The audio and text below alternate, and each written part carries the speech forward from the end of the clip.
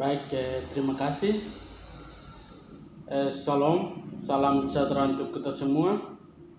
Memperkenalkan, nama saya Yehezkiel Serongon, jurusan Manajemen Fakultas Ekonomi dan Bisnis Universitas Cendrawasih.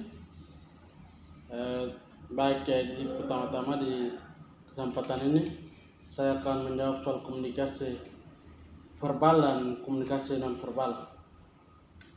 Nah, pertama adalah manusia adalah makhluk sosial yang membutuhkan komunikasi sebagai dasar kehidupan sehari-hari. Secara umum komunikasi dibedakan menjadi dua jenis, yaitu komunikasi verbal dan komunikasi non verbal.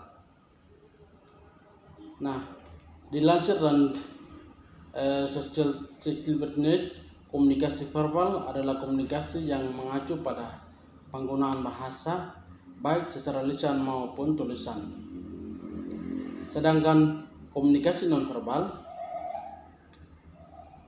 terjadi melalui sarana selain kata-kata, misalnya bahasa tubuh, gerak badan, hingga keheningan.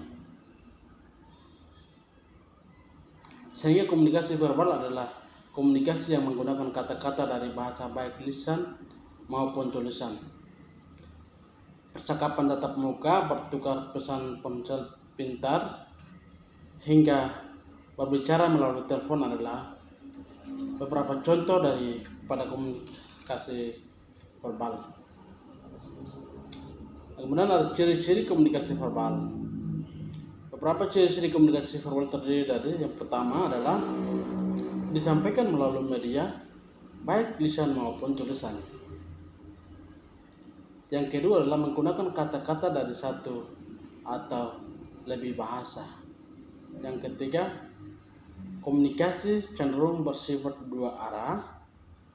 Yang berikut adalah kualitas komunikasi cenderung ditentukan oleh komunikasi non verbal.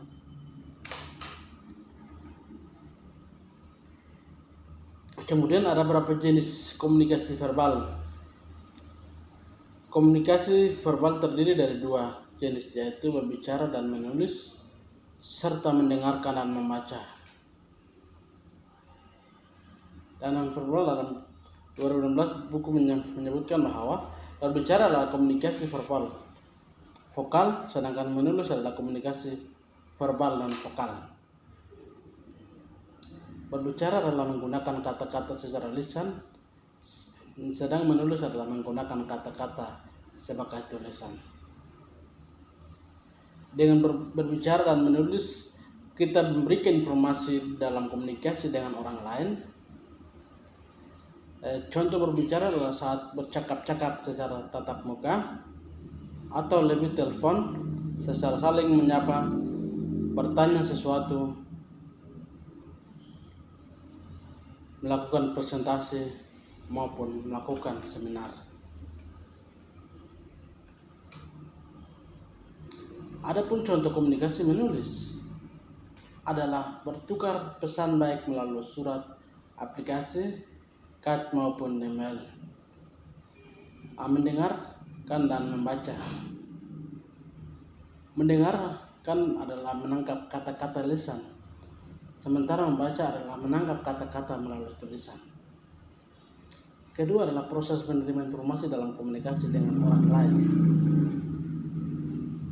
Contoh mendengarkan adalah mendengarkan seseorang yang sedang bertanya, mengarahkan cerita teman, mendengar nasihat orang tua, dan juga mendengarkan materi yang kemudian guru ataupun contoh membaca dalam membaca surat, baca pesan dan baca buku.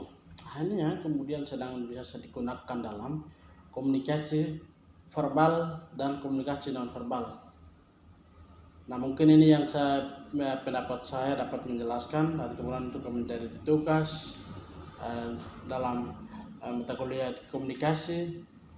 Nah, kemudian ini menjadi sebuah acuan dalam kekurangan, dalam kelemahan, dalam penyampaian saya, presentasi saya.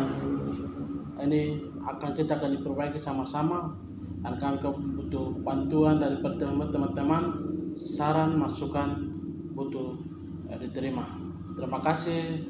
atas perhatian dan diucapkan terima kasih. Shalom, assalamualaikum warahmatullahi wabarakatuh.